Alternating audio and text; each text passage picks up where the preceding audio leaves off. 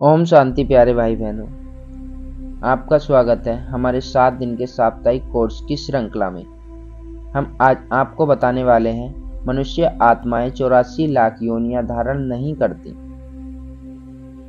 परम प्रिय परम पिता परमात्मा शिव ने वर्तमान समय जैसे हमें ईश्वरीय ज्ञान के अन्य अनेक मधुर रहस्य समझाए हैं, वैसे ही यह भी एक नई बात समझाई है कि वास्तव में मनुष्य आत्माएं पाश्विक योनियों में जन्म नहीं लेती। यह हमारे लिए बहुत ही खुशी की बात है, परंतु फिर भी कई ऐसे लोग हैं जो यह कहते कि मनुष्य आत्माएं पशु पक्षी इत्यादि 84 लाख योनियों में जन्म पूर्ण जन्म लेती हैं।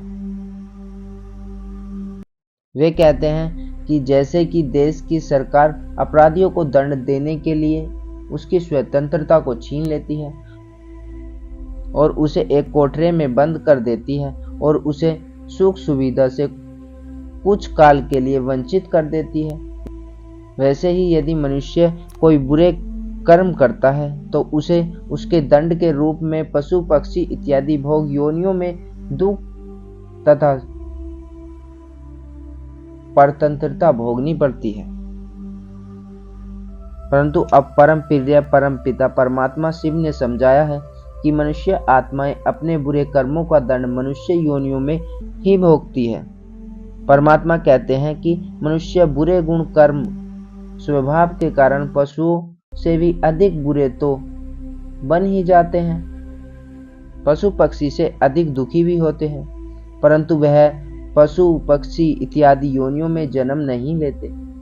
यह तो हम देखते यह सुनते भी हैं कि मनुष्य गूंगे अंधे बहरे लंगड़े चील रोगी तथा कंगाल होते हैं। यह भी हम देखते हैं कि किसी कार्य पशु भी मनुष्यों से अधिक स्वतंत्र तथा सुखी होते हैं। उन्हें डबल रोटी और मक्खन खिलाया जाता है, सोफे पर सुलाया जाता है, मोटर कार में यात्रा कराई जाती है और बहुत ही प्यार तथा प्रेम से पाला जाता है।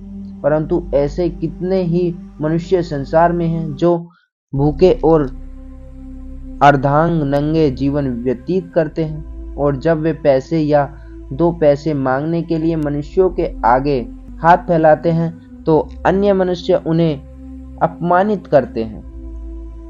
कितने ही मनुष्य हैं जो सर्दी में ठिठुर कर अथवा रोगियों की हालत में सड़क की पटरियों पर कुत्तों से भी बुरी मौत मर जाते हैं, और कितने ही मनुष्य तो अत्यंत वेदना और दुख के वंश अपने ही हाथों अपने आप को मार डालते हैं। अतः जब हम स्पष्ट देखते हैं कि मनुष्य योनि में भी भोगी योनि है और कि मनुष्य योनि में मनुष्य पशुओं से अधिक दुखी हो सकता है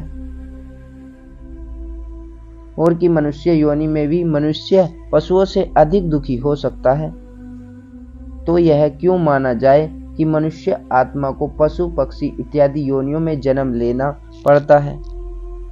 जैसा बीज वैसा वृक्ष।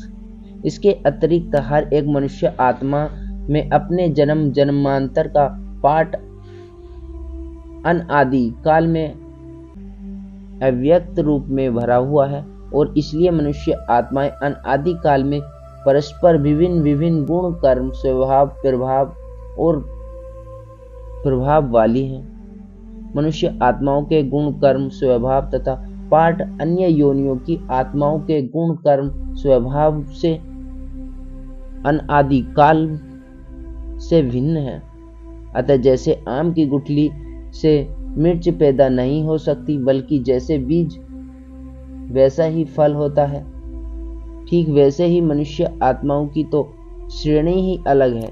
मनुष्य आत्माएं पशु पक्षी आदि 84 लाख योनियों में जन्म नहीं लेती, बल्कि मनुष्य आत्माएं सारे कल्प में मनुष्य योनि में ही अधिक से अधिक 84 लाख पूर्ण जन्म लेकर अपने अपने कर्मों के अनुरूप सुख दुख भोगती हैं। यदि मनुष्य आत्माएं पशु योनियों में पूर्ण जन्म लेती तो मनुष्य गणना बढ़ती न जाती। आप स्वयं ही सोचिए कि यदि बुरे कर्मों के कारण मनुष्य आत्माओं का पूर्ण जन्म पशु योनि में होता,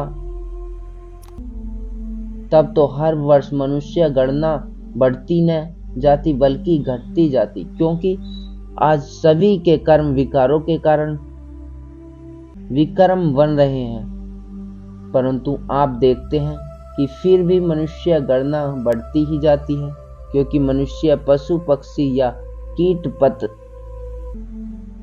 पतंग आदि योनियों में पूर्ण जन्म नहीं ले रहे हैं। ओम शांति प्यारे भाई बहनों।